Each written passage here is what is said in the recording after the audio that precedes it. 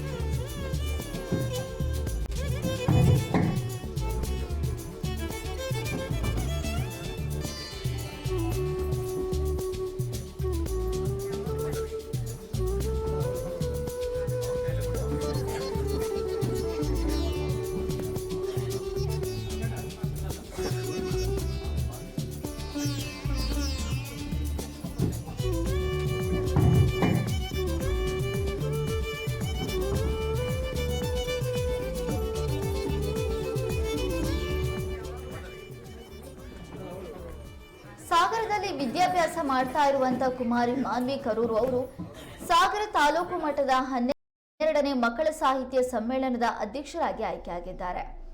ಬಾಲ್ಯದಿಂದಲೇ ಅವರಿಗೆ ಸಾಹಿತ್ಯದ ಬಗ್ಗೆ ಸಾಕಷ್ಟು ಒಲವಿದೆ.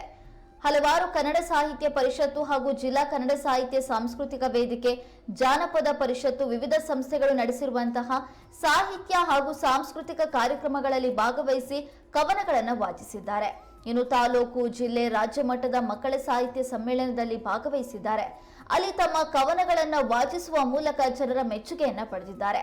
ಇದೀಗ ಸಾಗರ ಪಟ್ಟಣದಲ್ಲಿ ನಡೀತಾ ಇರುವಂತಹ 12ನೇ ತಾಲೂಕು ಮಟ್ಟದ ಮಕ್ಕಳ ಕನ್ನಡ ಸಾಹಿತ್ಯ ಸಮ್ಮೇಳನದ ಅಧ್ಯಕ್ಷರಾಗಿ ಆಯ್ಕೆಯಾಗಿದ್ದಾರೆ. ಅವರಿಗೆ ಸನ್ಮಾನಿಸಿ ಗೌರವಿಸಲಾಗಿದೆ.